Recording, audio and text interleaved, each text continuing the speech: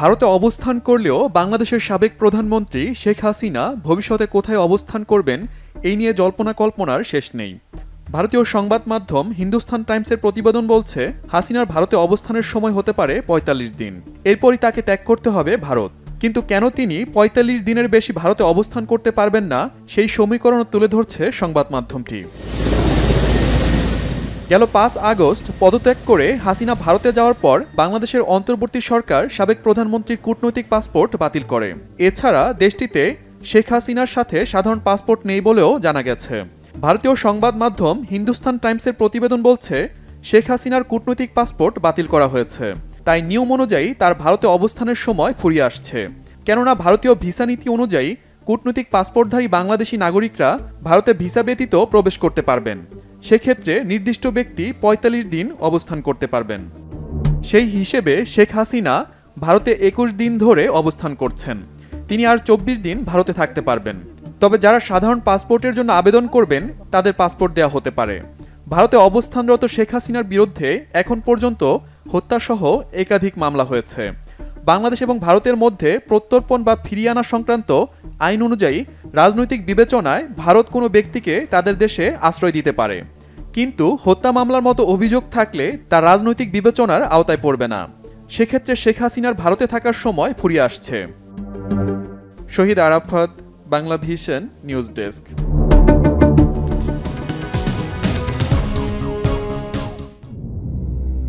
চুক্তির মেয়াদ শেষ হওয়ার আগেই চাকরি হারিয়েছেন ভারতে কর্মরত বাংলাদেশ দূতাবাসের ২ কূটনীতিক। অন্তর্বর্তী সরকারের আদেশে তাদের দেয়া হয়েছে জরুরি অব্যাহতি। সাবেক প্রধানমন্ত্রী শেখ হাসিনার কূটনৈতিক পাসপোর্ট প্রত্যাহার করার পরপরই ঘটল এমন ঘটনা। আওয়ামী লীগ নেত্রীর ভারতে অবস্থান নিয়ে তৈরি জটিলতার মাঝে কূটনীতিক বরখাস্তের মাধ্যমে নয়াদিল্লিকে কি বলতে চাইছে বাংলাদেশ? ঢাকা চাইলেই হাসিনাকে ফেরত দিতে বাধ্য নয় ভারত, এমন গুঞ্জনের জবাবেই কি নেয়া হলো এই পদক্ষেপ? নয়াদিল্লির বাংলাদেশ দূতাবাসে কর্মরত ছিলেন শাবান মাহমুদ, আর কলকাতার দূতাবাস ছিল রঞ্জন সেনের কর্মস্থল। ১৭ই আগস্ট বাংলাদেশের অন্তর্বর্তী সরকারের জারি করা এক আদেশে কাজের মেয়াদ উত্তীর্ণ হওয়ার আগেই বরখাস্ত হলেন এই ২ কূটনীতিক। তাদের দেয়া হয়েছে দেশে ফেরার নির্দেশ। ভারত বাংলাদেশের সম্পর্কের বর্তমান অনিশ্চয়তার মাঝে কেন এমন সিদ্ধান্ত, সেই বিষয়টি এখনও পরিষ্কার না।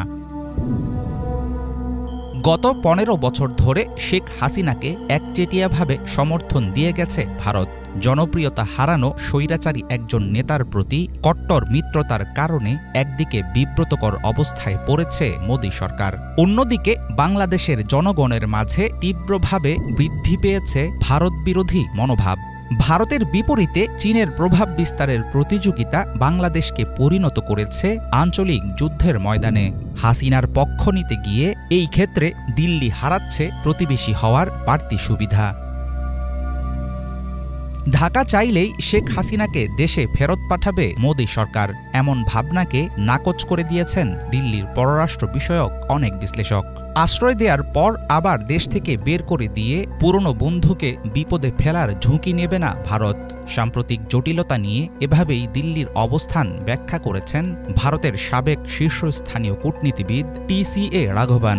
তিনি মনে করেন, সংকটের সময় হাসিনার পাশে না দাঁড়ালে ভারতের প্রতি আস্থা হারাবে দিল্লির মিত্ররা। তাই বন্দি বিনিময় চুক্তির ফাঁকফোকর খুঁজে অনির্দিষ্টকালের জন্য ঝুলিয়ে দেয়া হতে পারে ঢাকার অনুরোধ। ভারতের উপর হাসিনার ক্রমবর্ধমান নির্ভরশীলতায় হতাশ হয়ে গিয়েছিল আঞ্চলিক পরাশক্তি চীন। মোংলা বন্দরের ব্যবস্থাপনা এবং তিস্তা প্রকল্পের মতো কিছু বড় প্রকল্পে চীনা কোম্পানিকে হটিয়ে কাজ পেয়েছিল ভারতীয় বিভিন্ন প্রতিষ্ঠান। গত জুলাই মাসে চীন সফরে গেলে হাসিনার কাছে নিজেদের অসন্তোষের বিষয়টি স্পষ্ট করেছিল দেশটির সরকার।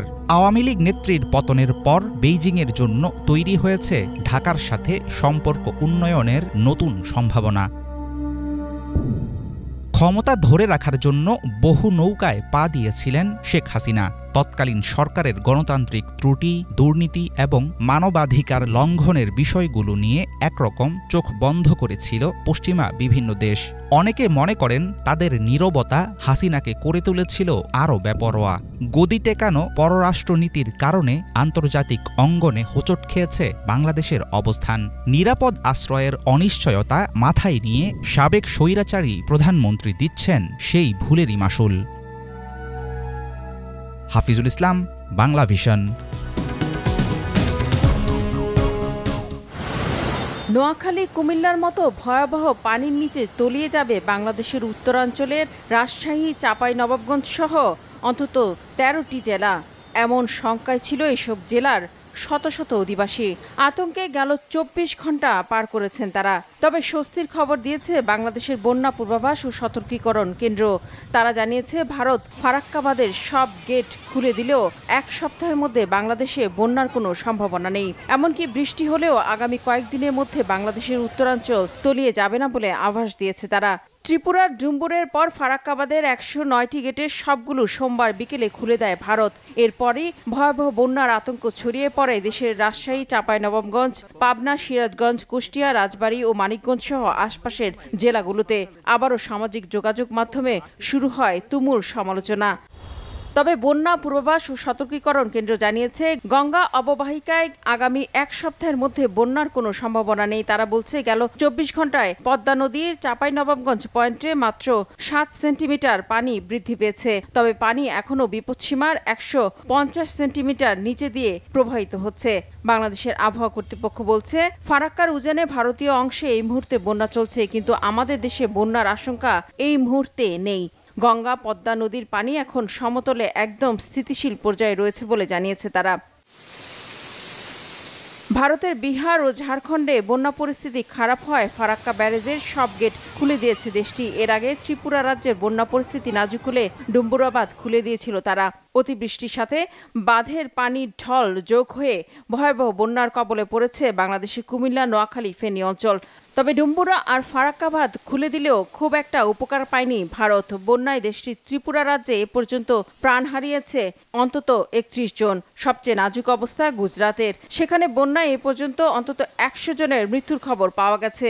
ভিটে মাটি হারিয়ে আশ্রয়হীন হাজারো অধিবাসী।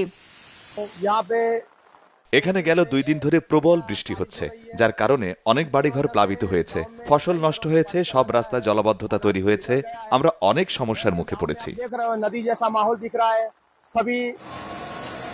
বন্যার প্রবল পানির নিচে তলিয়ে গেছে গুজরাতের বেশিরভাগ সড়ক, রেল স্টেশন। ফলে ব্যাহত হচ্ছে যোগাযোগ ব্যবস্থা, বিচ্ছিন্ন হয়ে গেছে বিদ্যুৎ ও টেলিফোন সংযোগ। প্রয়োজন ছাড়া কাউকে ঘর থেকে বের না হওয়ার পরামর্শ দিয়েছে গুজরাট কর্তৃপক্ষ।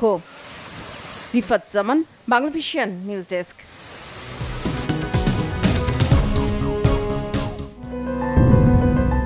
পাকিস্তানে সম্প্রতি সন্ত্রাসী হামলার ঘটনা উদ্বেগজনক হারে বাড়ছে। রবিবার রাতে ও সোমবার সকালেও দেশটির দক্ষিণ পশ্চিমাঞ্চলের বেলুচিস্তান প্রদেশে সন্ত্রাসী হামলায় অন্তত ২৩ জনের মৃত্যু হয়েছে। এ ধরনের হামলার তীব্র নিন্দা জানিয়েছে চীন। প্রতিবেশী দেশটিতে এ ধরনের হামলায় উদ্বেগ প্রকাশ করে চীনের পররাষ্ট্র মন্ত্রণালয় জানিয়েছে তারা সবসময় পাকিস্তান সরকারের সন্ত্রাস নির্মূল অভিযান সমর্থন করে এবং এ ব্যাপারে ইসলামাবাদের পাশে থাকবে। মঙ্গলবার এক সংবাদ সম্মেলনে চীনের পররাষ্ট্র মন্ত্রণালয়ের মুখপাত্র লিন জিয়ান বলেন, বেইজিং সবসময় যে কোনো ধরনের সন্ত্রাসী কার্যক্রমের বিরোধিতা জানায়। সন্ত্রাস বিরোধী অভিযানে পাকিস্তানের পাশে থাকার অঙ্গীকার জানিয়ে মুখপাত্র বলেন, সামাজিক ঐক্য, স্থিতিশীলতা ও নাগরিক নিরাপত্তা নিশ্চিতে এ ধরনের অভিযান প্রয়োজনীয়।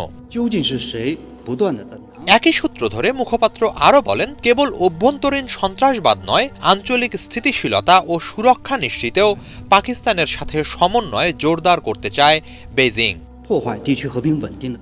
এদিকে সংবাদ সম্মেলনে দক্ষিণ চীন সাগরে অস্থিতিশীলতা তৈরির জন্য ফিলিপাইনকে অভিযুক্ত করেন জিয়ান। যুক্তরাষ্ট্র বা অন্যান্যদের উস্কানিতে এই অঞ্চলে সংকট সৃষ্টির চেষ্টা না চালাতে ফিলিপাইনের প্রতি সতর্কতা জানিয়ে মুখপাত্র বলেন, আঞ্চলিক স্থিতিকে অবমূল্যায়ন করে তারা এখানে বহিরাগত শক্তিকে আমন্ত্রণ জানাচ্ছে। অবিলম্বে এই পথ থেকে সরে আসতে ফিলিপাইনের প্রতি আহ্বান জানানো হয়। হিজল জোবায়ের, বাংলা ভিশন।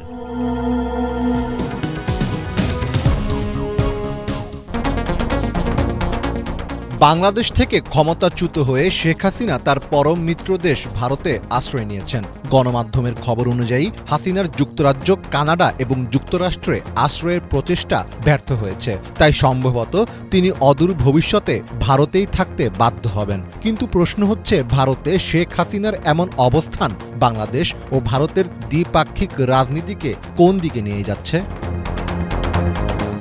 সম্প্রতি হাসিনার ভারতে অবস্থান ও ভারতের রাজনৈতিক কৌশল নিয়ে একটি প্রতিবেদন প্রকাশ করেছে হংকং ভিত্তিক সংবাদ সংস্থা এশিয়া টাইমস, যেখানে বলা হয় হাসিনা তার দীর্ঘ স্বৈরতান্ত্রিক শাসন টিকিয়ে রাখতে ব্যর্থ হওয়ায় এখন প্রতিবিপ্লবের কৌশল নিয়েই আগাচ্ছেন।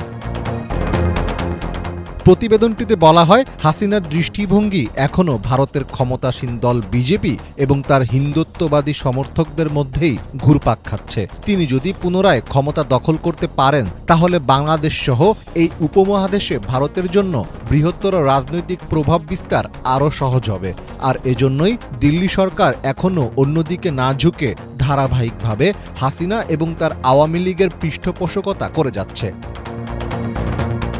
প্রতিবেদনটিতে আরও বলা হয়েছে, ২০১৪ সালে নিজের ক্ষমতা দীর্ঘস্থায়ী করতে বিতর্কিত এক নির্বাচনের মধ্য দিয়ে ক্ষমতায় আসেন হাসিনা। সে সময় প্রধান বিরোধী দল বিএনপি নির্বাচন নিয়ে নানা অভিযোগ তুললেও ভারত সেটিকে আমলে নেয়নি। উল্টো সেই প্রতারণামূলক ভোটকে বৈধতা দেওয়ার জন্য ভারত তাদের কৌশল ব্যবহারের চেষ্টা করে। এরপর ২০১৮ সালেও নজিরবিহীন প্রতারণামূলক নির্বাচন দিয়ে নিজেদের ক্ষমতা পোক্ত করেন হাসিনা। নির্বাচনের পর জালিয়াতির অভিযোগে আন্তর্জাতিক অঙ্গনে নিন্দার ঝড় উঠলেও বিজেপি নেতৃত্বাধীন ভারত সরকারই প্রথম হাসিনাকে অভিনন্দন জানায়।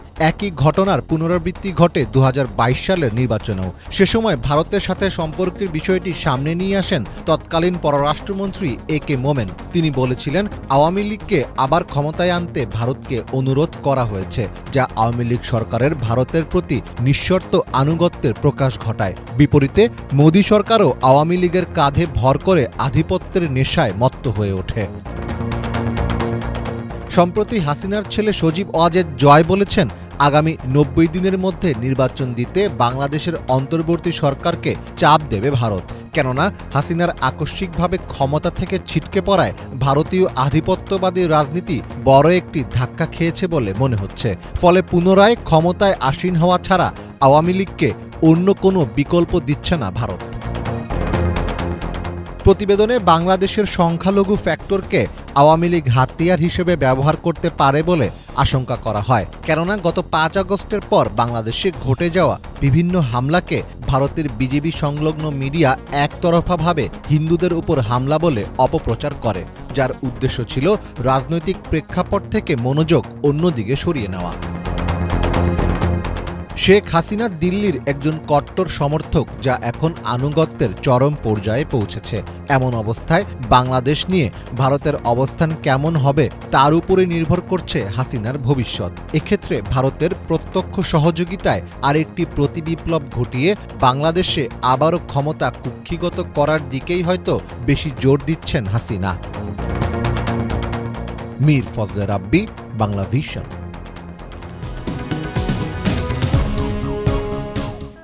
বিশ্বের অন্যতম বিশাল বাঁধ, যা এতটাই শক্তিশালী যে পৃথিবীর গতিও কমিয়ে দিয়েছে। শুধু গতির পরিবর্তনই না, এই বাঁধ পৃথিবীর আকারেও এনেছে পরিবর্তন। চীনের ইয়াংজি নদীর উপর নির্মিত এই 3 গর্জেস বাঁধটি নিয়ে রয়েছে নানান সমালোচনাও। বলা হয়, এই বাঁধের কারণে ইয়াংজি নদীর আশেপাশের এলাকাতে বেড়েছে প্রাকৃতিক দুর্যোগের পরিমাণ। তবুও কেন সচল রয়েছে এই বাঁধটি? বলা হয়, 3 গর্জেস বাঁধটি পৃথিবীর আহ্নিক গতিকে কমিয়ে দিয়েছে। শুনতে অবাক লাগলেও সত্যি। বাঁধটি সর্বোচ্চ 42 বিলিয়ন টন পানি ধারণ করতে পারে। 2005 সালে নাসার বিজ্ঞানীরা জানান, বাঁধের বিপুল জলরাশির চাপে পৃথিবী আগের চেয়ে কিছুটা নুজ্জ হয়ে গেছে। তাদের দাবি, এই বাঁধের ফলে পৃথিবীর মাঝের অংশ সামান্য স্ফীত এবং 2 মেরুর অঞ্চল চেপে গেছে। শুধু তাই না, পৃথিবীর আহ্নিক গতি আগের চেয়ে কমে গিয়েছে। এর ফলে বেড়ে গিয়েছে দিনের দৈর্ঘ্য। 3 গর্জেস বাঁধের জন্য দিনের দৈর্ঘ্য 0.06 মাইক্রোসেকেন্ড বৃদ্ধি পেয়েছে, যদিও এই সামান্য পরিবর্তন সাধারণ মানুষের নজরে পড়ে না। চীনের সাবেক এক রাজনৈতিক নেতা সান ইয়াত সেন সর্বপ্রথম এই বাঁধটির কথা ভাবেন 1919 সালে, কিন্তু বাঁধটির নির্মাণ কাজ শুরু হয় 1994 সালে, যখন চীনের ন্যাশনাল পিপলস কংগ্রেস এর অনুমোদন দেয়। ইয়াংজি নদীকে বেছে নেওয়া হয় এই বাঁধ নির্মাণের জন্য, কারণ এর অববাহিকায় বিপুল পরিমাণে শক্ত গ্রানাইটের উপস্থিতি রয়েছে। বাঁধ নির্মাণের আগে নদীর আশপাশের প্রায় 1 মিলিয়ন বর্গ কিলোমিটার জায়গা দখলে নেওয়া হয় এবং নির্মিত হয় বাঁধটি। এই বাঁধটিকে বিশ্বের সবচেয়ে বড় কংক্রিটের তৈরি স্ট্রাকচারও বলা হয়। এর নির্মাণে 40,000 শ্রমিক 17 বছর কাজ করেন। চীনা সরকারের তথ্য মতে এর নির্মাণে খরচ হয় $37 বিলিয়ন, যা বাংলাদেশি মুদ্রায় দাঁড়ায় প্রায় 44,200 কোটি টাকা। এর নির্মাণের জন্য প্রয়োজন হয় 4,63,000 টন লোহা, যা দিয়ে অন্তত 63টি আইফেল টাওয়ার নির্মাণ করা সম্ভব। বাঁধটিতে 34টি জেনারেটর রয়েছে, যার মধ্যে 32টি প্রধান জেনারেটর, যাদের প্রতিটির ক্ষমতা 700 মেগাওয়াট, এবং 2টি প্ল্যান্ট পাওয়ার জেনারেটর, যাদের প্রতিটি 50 মেগাওয়াট ক্ষমতা সম্পন্ন। অর্থাৎ এই এক বাঁধ থেকে মোট 22,500 মেগাওয়াট বিদ্যুৎ উৎপন্ন করা সম্ভব, যা দিয়ে আমাদের ঢাকা শহর চলতে পারবে অন্তত 6 দিন। বাঁধটি নির্মাণের মূল উদ্দেশ্য বিদ্যুৎ উৎপাদন হলেও এর রয়েছে আরও বেশ কিছু কার্যকারিতা, যার মধ্যে অন্যতম হচ্ছে বন্যা রোধ, পরিবহন, অ্যাকুয়াকালচার, পর্যটন, পরিবেশগত সুরক্ষা, ওয়াটার ট্রানজিট এবং কৃষি। বন্যার মৌসুমে এই বাঁধ অতিরিক্ত পানি ধরে রাখে, যার ফলে নিচু এলাকায় থাকা লক্ষাধিক লোকের বন্যা নিরাপত্তা নিশ্চিত হয়। আরও বলা হয়ে থাকে এই বাঁধের কারণে বছরে 14 লক্ষ টন কার্বন ডাইঅক্সাইড, 43 লক্ষ টন অ্যাসিড নাইট্রেট এবং প্রায় 8 লক্ষ টন হাইড্রোজেন সালফাইড পরিবেশ থেকে দূর হয়। তবে এর সাথে রয়েছে বহু সমালোচনাও। থ্রি গর্জেস বাঁধটি নির্মাণের সময় প্রায় 10 লক্ষ লোক বাস্তুচ্যুত হয়। শুধু তাই না, বাঁধটি নির্মাণের পর থেকে নদীর আশপাশের বহু এলাকায় প্রায় ভয়াবহ বন্যা দেখা যায়।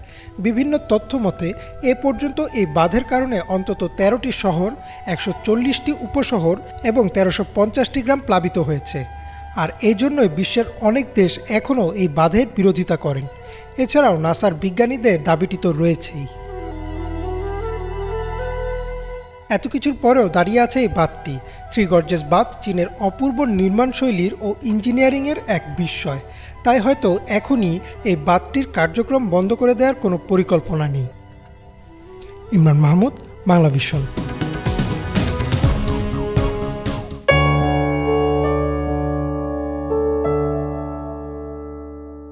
আপনার কাছে টাকা, সম্পদ কিংবা বিলাসিতার সব উপকরণ আছে, কিন্তু নেই কোনো প্রিয়জন বা কাছের মানুষ।